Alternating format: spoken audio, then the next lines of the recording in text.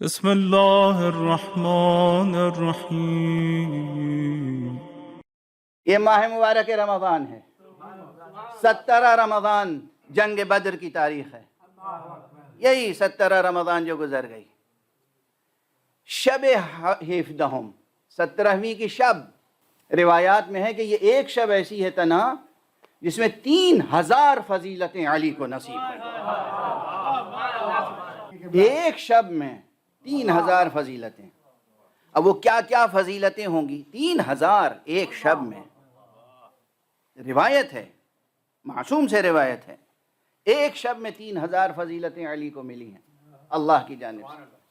وہ کیا کیا فضیلتیں تفصیل سے تو ہمیں نہیں معلوم، لیکن ہمیں ایک اور روایت ملی، تو اس کو میں عام انسانوں کو سمجھانے کے لیے اس روایت کو بیان کر رہا ہوں تاکہ سمجھ میں آ جائے کہ 3000 فضیلتوں کی ایک توجیہ یہ بھی ہو سکتی ہے، اور وہ یہ کہ شب بدر پیغمبر اکرم صلی اللہ علیہ وآلہ وسلم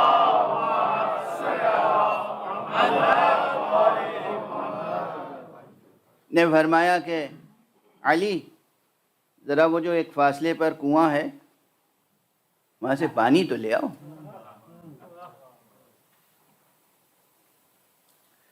جناب امیر المومنین علیہ السلام تشریف لے گئے، رات ہے، تاریکی ہے، تھوڑا فاصلہ ہے، کنویں میں پانی گہرا ہے۔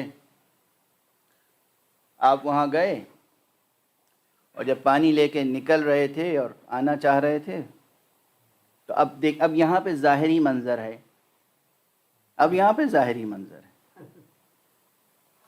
کہ ایک ایسا محسوس ہوا کہ جیسے ایک تیز طوفان آ رہا ہے، اتنی تیز ہوا، اور ظاہر ہے جب ہوا تیزی سے گزرتی ہے تو غبار بھی بلند ہوتا ہے۔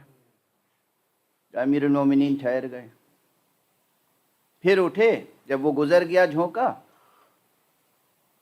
ایک قدم آگے بڑھایا تھا کہ دوسرا جھونکا اسی طرح آیا، اور پھر ٹھہر گئے، پھر تیسری مرتبہ، یہ میں اپنی زبان میں وہ اس روایت کا مضمون ادا کر رہا ہوں، پھر اٹھے تو تیسری مرتبہ اسی طرح کا ایک زوردار جھونکا آیا، آپ ٹھہر گئے، اور اس کے بعد جب وہ گزر گیا اور مطلع گویا صاف ہوا، یعنی غبار بیٹھ گیا، تو آپ پانی لے کے خدمت رسالت مآب میں پہنچے تو حضرت نے مسکرا کے پوچھا کہ علی دیر کیوں ہوئی؟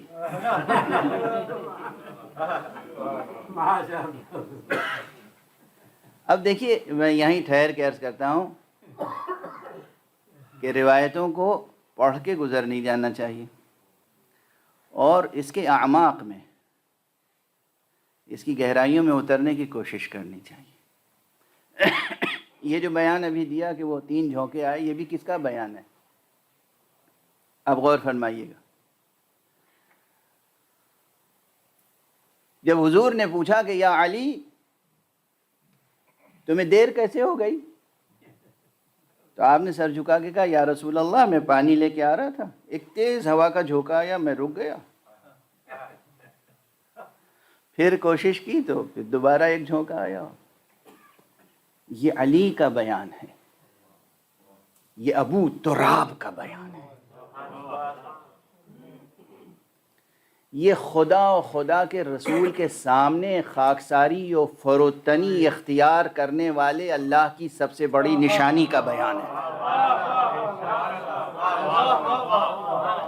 یہ اللہ کے اس بندے کا بیان ہے جو اپنے کو کہتا ہے کہ میں تو محمد کے بندوں میں سے ایک بندہ ہوں۔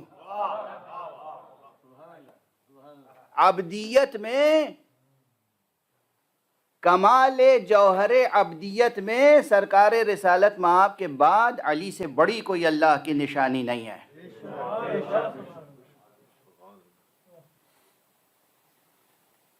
علی یہ کہہ رہے ہیں کہ ایک جھونکا آیا اور میں رک گیا۔ حضور مسکرائے، کہا میں بتاؤں؟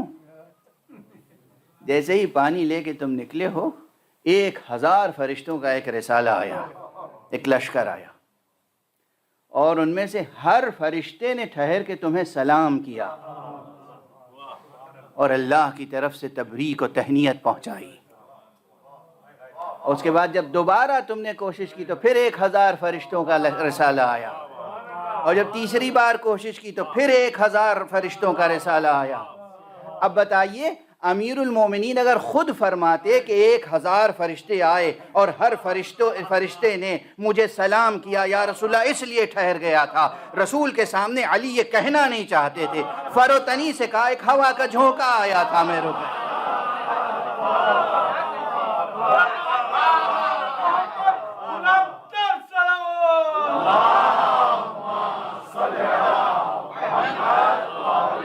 اگر رسول تشریح نہ کر دیتے تو یہ فضیلت آنکھوں سے چھپی رہ جاتی.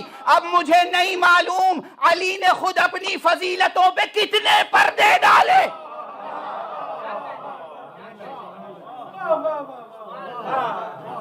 فروتنی کے مقام پر، خاکساری کے مقام پر، خاکساری، فروتنی، تواضع، خود نمائی سے گریز. کیا شان ہے علی کی. فرشتے آ کے سلام کر رہے ہیں، تہنیت پیش کر رہے ہیں، مصافحہ کر رہے ہیں، اور کہہ رہے ہیں ایک جھونکا آیا تھا گزر گیا. رسول تشریح کر رہے ہیں. یہ 3000 فرشتے آئے، اور سوال یہ ہے کہ سب نے ٹھہر کے علی کو سلام کیوں کیا؟ یہاں سے ایک شان یہ سمجھ میں آتی ہے میرے کہ علی کے زیر پرچم انسان ہی نہیں فرشتے بھی آتے تھے تو وہ ہوتے تھے زیر پرچم علی. جسے اللہ کا رسول علم دے دے، جسے اللہ کا رسول علم بردار بنائے، جسے اللہ کا رسول علم دار بنائے، اس کے زیر پرچم کون نہ آئے گا؟ تو یہ فرشتے سب آئے تھے، معلوم تھا کہ جنگ تو ان کی پیروی میں کرنی ہے، ہم تو شبیہ بنا کے بھیجے گئے ہیں.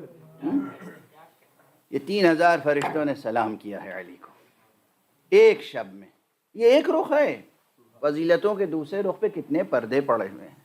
امیر المؤمنین کی منقبتیں، فضیلتیں، ایک ایک منقبت ایسی ہے کہ اس کے اندر ہزاروں منقبتیں پوشیدہ ہیں.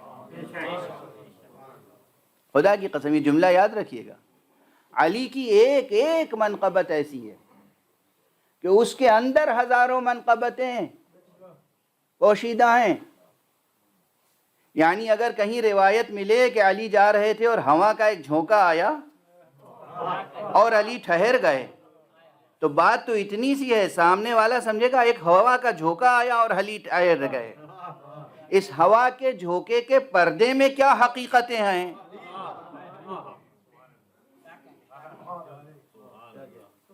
اور ہمارے یہاں جب تک تمام روایتوں پر نظر نہ ہو اس وقت تک انسان قطعیت کے ساتھ کچھ نہیں کہہ سکتا.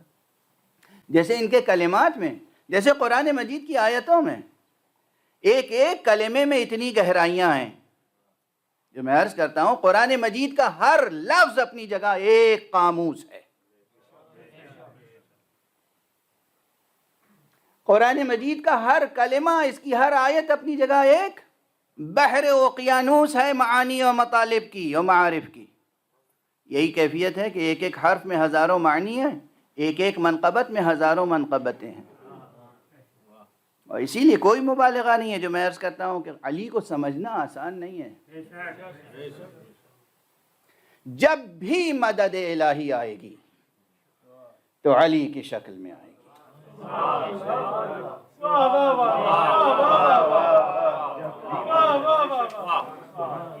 جب بھی مدد الہی آئی تو علی کی شکل میں آئی، چاہے وہ آدم کے لیے آئی ہو، یا نوح کے لیے آئی ہو، یا ابراہیم کے لیے آئی ہو، یا موسیٰ کے لیے آئی ہو، یا عیسیٰ کے لیے آئی ہو، یا خاتم النبیین محمد مصطفیٰ کے لیے آئی ہو.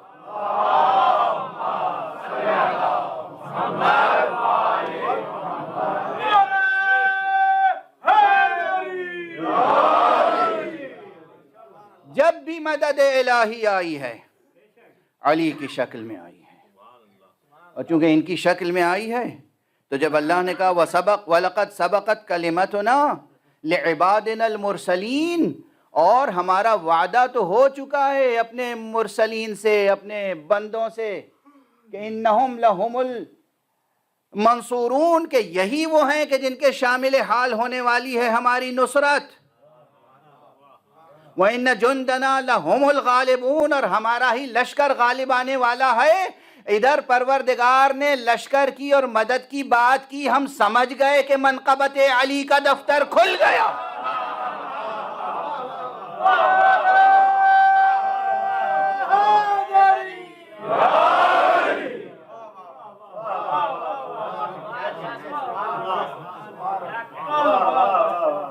صرف شجاعت علی علیہ السلام کے کتنے قصیدے زبان پیغمبر پہ آئے ہیں۔ روایتوں میں اگر استقصاء کریں، اگر مطالعہ کریں اور دیکھیں کہ کتنے مقامات پر کس کس طرح شجاعت امیر المومنین کی آپ نے گواہی دی ہے، اور ثناخوانی کی ہے، تعریف کی ہے، توصیف کی ہے آپ کی صرف شجاعت کی۔ یہاں تک کہ ایک مقام پر کہا کہ اللہ سبحانہ و تعالیٰ نے جس طرح نبوت میرے حصے میں رکھی ہے اسی طرح شجاعت علی کے حصے میں رکھی۔ کیا تعبیر ہے، خدا کی قسم، کیا تعبیر ہے! جس طرح نبوت میرے حصے میں رکھی اسی طرح شجاعت علی کے حصے میں رکھی۔ اب اگر مصطفیٰ نے یہ کہا تو مجھے یہ کہنے کا حق ہے کہ جیسے نبوت ختم ہے مصطفیٰ پر، شجاعت ختم ہے علی۔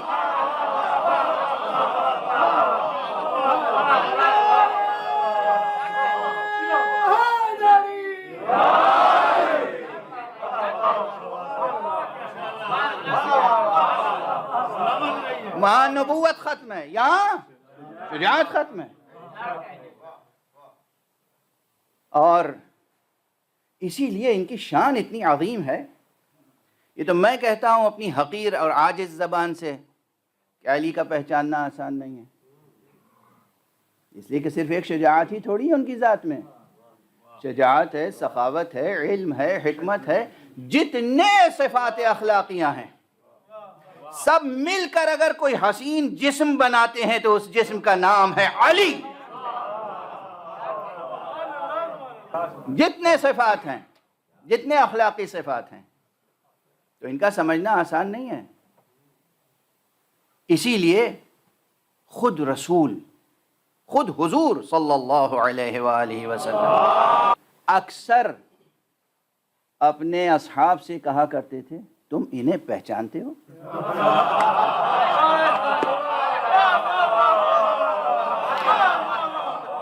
کیا شان ہے، کیا شان، کیا شان ہے۔ ایک روایت یاد آ گئی، چند ہفتے قبل دیکھی تھی، اس وقت یاد آ گئی۔ اور یہ ایک روایت منحصر بے فرد نہیں ہے، اس طرح کی بہت سی روایتیں ہیں۔ ایک بہت مشہور راوی اور صحابی حضور کے سامنے بیٹھے ہوئے تھے، بہت مشہور، اور سامنے سے مولا امیر المومنین تشریف لا رہے تھے۔ جب قریب آئے تو حضرت نے ان سے پوچھا اتدری من ھذا؟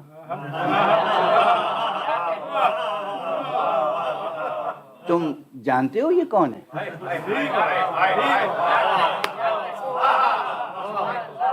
تم پہچانتے ہو یہ کون ہے؟ کہا نام یا رسول اللہ، ھذا علی ابن ابی طالب۔ جی ہاں اے رسول خدا، یہ علی ابن ابی طالب ہیں۔ اس کے بعد آپ نے فرمایا ھذا البحر الزاخر، ھذا الشمس الطالعہ،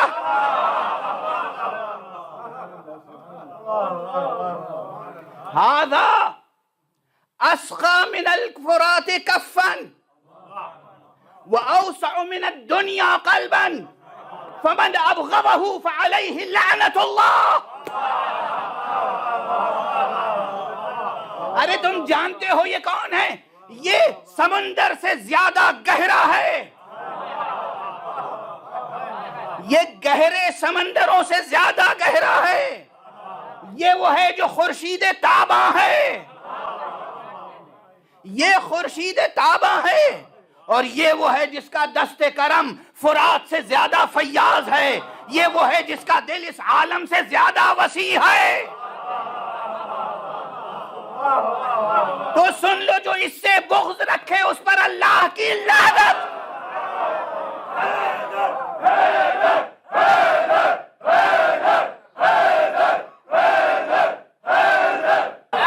یہ ہے علی۔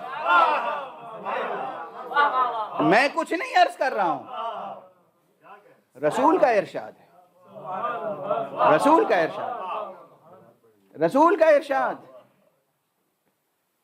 تم پہچانتے ہو انہیں؟ بات کہاں سے شروع کی، کہاں ختم کی؟ تم پہچانتے ہو انہیں؟ یہ پوچھ کر علی کی معرفت بھی عطا کر دی، اور اس کے بعد کہہ دیا کہ اب تو پہچانوا دیا نا، اب یاد رکھنا کہ بغض رکھو گے تو لعنت ہے۔ یہ حدیث نقل کرنے میں کچھ بھی تقیہ کی ضرورت نہیں ہے،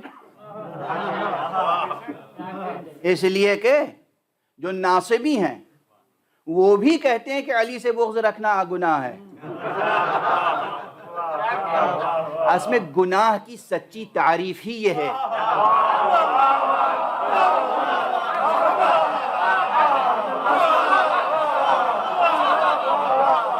خدا کی قسم، جرم کی تعریف ہی یہ ہے کہ مجرم بھی جرم کو جرم سمجھتا ہے۔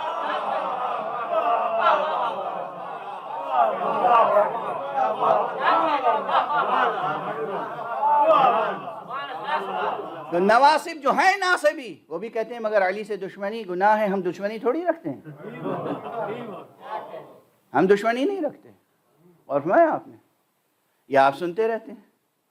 تو اس حدیث کے بیان کرنے میں کسی نہ تقیہ کی ضرورت ہے نہ توریہ کی، موقع موقع کی باتیں ہوتی تھیں۔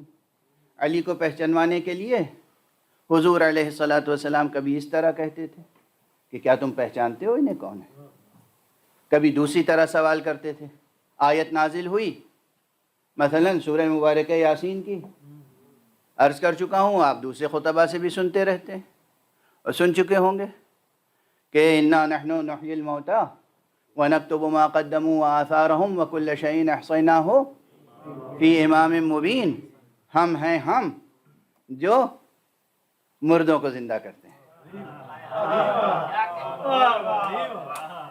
ہم ہیں ہم جو مردوں کو زندہ کرتے ہیں اور ان کے تمام اعمال و آثار کو محفوظ کرتے ہیں، اور ہم نے ہر چیز کو امام مبین کی ذات میں محفوظ کر دیا ہے۔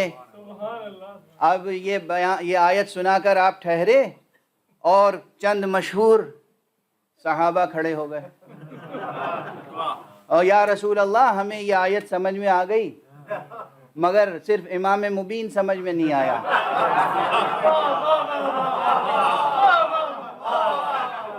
اس امت کا المیہ یہی ہے کہ اس وقت سے آج تک امام مبین سمجھ میں نہیں آیا۔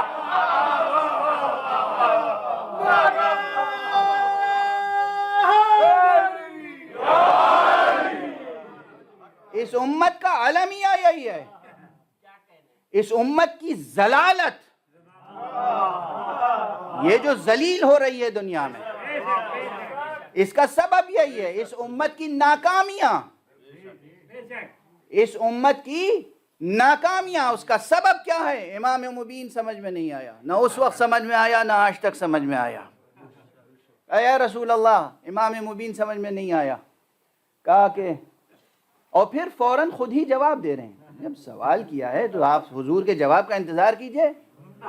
یا رسول اللہ کیا اس سے توریت مراد ہے؟ کیا قرآن سے وفاداری ہے؟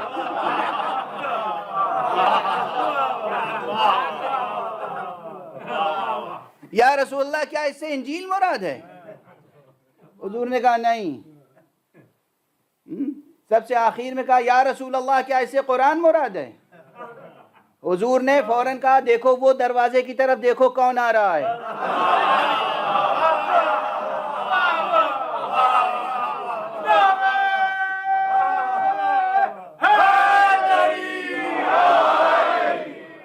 دیکھنے والوں نے دیکھا تو دیکھا کہ آفتاب ابو طالب، ماہتاب فاطمہ بنت اسد، جان رسول، وہ خورشید مشیت جس کی پیشانی کی چھوٹ سے یہ سورج روشن ہے،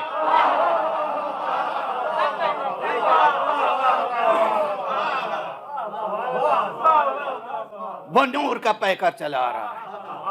آنکھیں خیرہ کرنے لگیں، رسول کی آواز آئی، یہ ہے امام مبین، صلوات پڑھ دیں محمد و آل محمد۔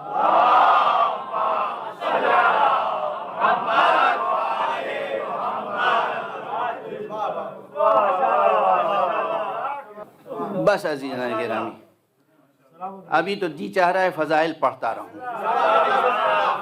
مگر نہیں، بس ایک جملے میں آپ کی طبیعتیں منقلب ہوں گی۔ وہی پیشانی جس کی چھوٹ سے یہ آفتاب روشن ہے، وہ پیشانی 19ویں رمضان کی صبح خون سے آلود ہو چکی۔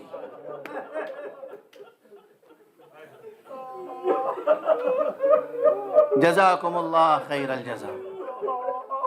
خدا آپ کو کسی غم میں نہ رلائے سوائے غم آل رسول کے، اور غم آل رسول میں کبھی آپ کی آنکھیں خشک نہ رکھے۔ علی کی پیشانی زخمی ہے، فرق مبارک کے لہو نے ریش مبارک کو خون سے تر کر دیا۔ کل میں نے ایک جملہ عرض کیا تھا، علی کا سفر محراب سے محراب تک ہے۔ یہ جملہ اس لیے کہا تھا کہ جب آپ محراب مسجد کوفہ میں آپ نے ضربت کھائی، زخم لگا، اور پھر بیٹے سے کہا کہ نماز پڑھا دو، جب امام حسن نے نماز پڑھائی، اس کے بعد اسی گلیم میں وہی مصلی جس پر علی نماز پڑھتے تھے، اس گلیم میں علی کو لٹایا اور لے کے اس محراب سے کہاں چلے؟ اس محراب کی طرف جو آپ کے بیت الشرف میں ایک محراب تھی۔ محراب مسجد سے محراب خانہ تک گھر تشریف لا رہے ہیں، مگر گھر میں کہاں؟ آپ نے فرمایا جو میری محراب ہے، جہاں میں نماز پڑھتا ہوں نا، جہاں نماز شب پڑھتا ہوں، جہاں مسلسل عبادت کرتا ہوں، مجھے وہاں گھر کے اس حصے میں جہاں محراب تھی حضرت کی، جہاں آپ مسلسل نماز پڑھتے تھے، جو مخصوص جگہ تھی نماز پڑھنے کی اور عبادت کرنے کی، یہ مستحب ہے عزیزان گرامی۔ ہر مومن کے گھر میں ایک جگہ مستقل ہونی چاہیے جہاں نماز پڑھیں آپ۔ وہ جگہ آپ کے پورے گھر کے لیے رحمت و برکت و نورانیت کا سرچشمہ بن جاتی ہے۔ اس جگہ سے برکتیں نازل ہوتی ہیں، اس جگہ کے طفیل میں پورا گھر نورانی ہوتا ہے۔ یہ سب جنہوں نے سکھایا ہے وہ اپنے گھر میں بھی پابندی کرتے تھے۔ علی کے گھر میں مصلی تھا، محراب تھی مخصوص، آپ کو اس محراب سے اس محراب تک لایا گیا۔ ابھی سورج نہیں نکلا ہے۔ علی کی روش کیا ہے کہ یہ بین الطلوعین، فجر سے لے کے طلوع آفتاب تک علی صرف ذکر خدا کرتے ہیں۔ علی نے سب کو ہٹا دیا، کہا مجھے تنہا محراب میں چھوڑ دو۔ فخر کرو سجدہ گزارو کہ کیسا امام ملا ہے، فخر کرو ناز کرو روزہ دارو کیسا امام ملا ہے۔ صاحبان ایمان، کیسا امام ہے جس پر ناز کرتے ہیں آپ، ناز کرنے کا حق ہے۔ سب کو کہا ہمیں یہاں چھوڑ دو تنہا، اب علی ہیں اور اپنے رب کے ساتھ مناجات ہو رہی۔ جب طلوع آفتاب کا وقت ہوا، پھر حسن آئے، حسین آئے، گھر کے افراد آئے، اور اب محراب سے لا رہے ہیں صحن خانہ میں۔ محراب سے نکلتے وقت علی کی نظر پڑی نکلتے ہوئے سورج پر، جو سورج طلوع ہو رہا ہے۔ اس وقت پھر آپ نے ایک جملہ کہا، اے سورج یہ بتا کبھی تو نے علی کو سوتا ہوا پایا ہے؟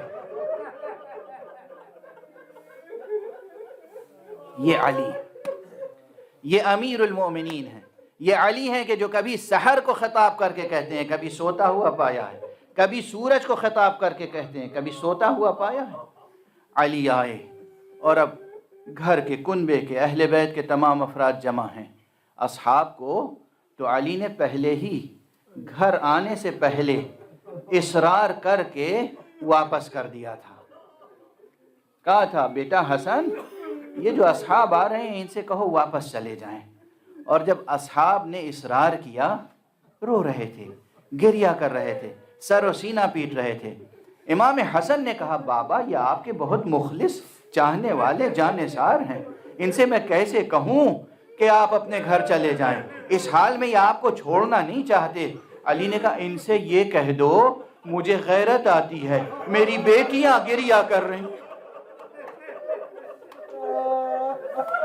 میری خاطر سے چلے جاؤ، بعد میں آنا، میری زینب گریہ کر رہی ہوگی، میری ام کلثوم گریہ کر رہی ہوگی، میں نہیں چاہتا ان کی آوازیں تمہارے کانوں تک پہنچیں۔ یا علی،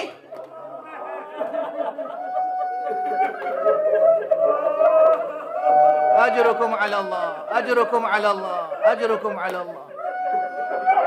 یا علی، آپ کو غیرت آ رہی ہے؟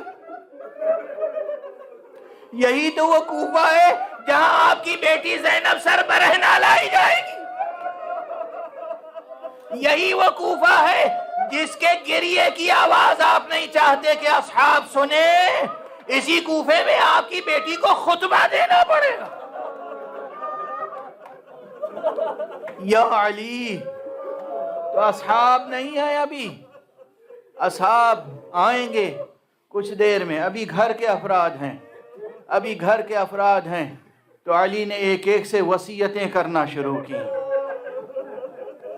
امیر المومنین نے ایک ایک سے وصیتیں کرنا شروع کی، لیکن وصیتیں ابھی تفصیل سے عرض کروں گا، اگر آج نہیں تو انشاءاللہ کل کی گفتگو میں عرض کروں گا۔ لیکن ایک منظر عرض کر دوں کہ علی کا ایک چاہنے والا اس وقت کا جو ماہر ترین طبیب تھا اسے لے کر آ گیا۔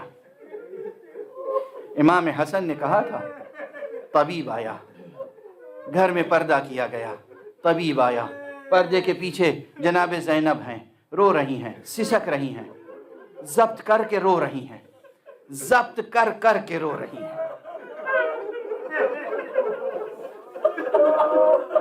سسکیوں کی آواز پردے کے ادھر آ رہی ہے۔ طبیب آیا اور سامنے وہ شقی بھی موجود ہے، اسیر ہے، رسیاں بندھی ہوئی ہیں، رسیاں بندھی ہوئی ہیں، اسیر ہے، سامنے کھڑا ہے۔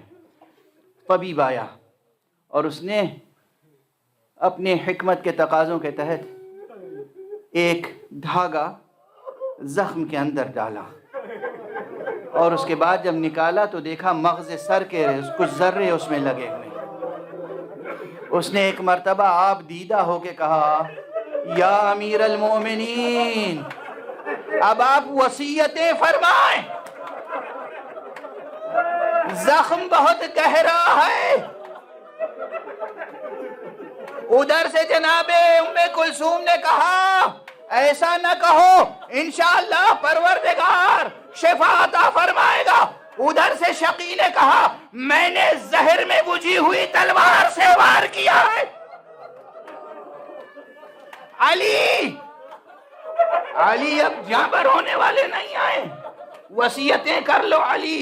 جیسے ہی علی نے اس شقی کی آواز سنی، ایک مرتبہ اس کی طرف دیکھا، وہ اپنی شقاوت پر قائم ہے، لیکن یہ علی ہے، امام رؤوف، امام کریم، امام رحیم، امام عالمین، رحمت للعالمین کا جانشین علی، جس کے دل میں کبھی کسی سے نہ کینہ رہا، نہ بغض رہا، نہ انتقام، جس نے جب بھی تلوار اٹھائی تو خدا کی خاطر۔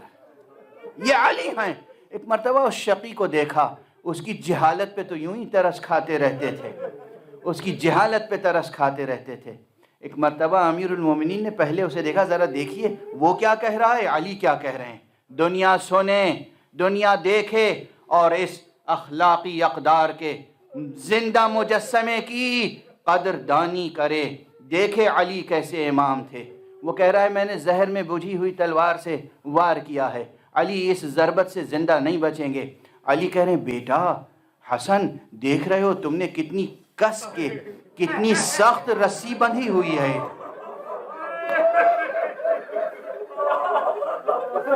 ارے اس کے ہاتھوں میں، اس کے بازو میں کتنی سخت رسی بندھی ہے، ذرا ڈھیلی کر دو۔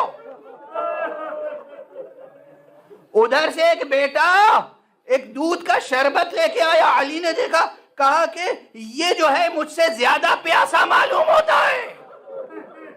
اس قاتل کو شربت پلا رہے ہیں اور نصیحت کر رہے ہیں، وصیت کر رہے ہیں، حسن جب تک میں زندہ ہوں اسے زندان میں رکھو، مگر دیکھو وقت وقت پر کھانے اور پانی کا انتظام کرنا، اس کے لیے نرم بچھونا لگا دینا.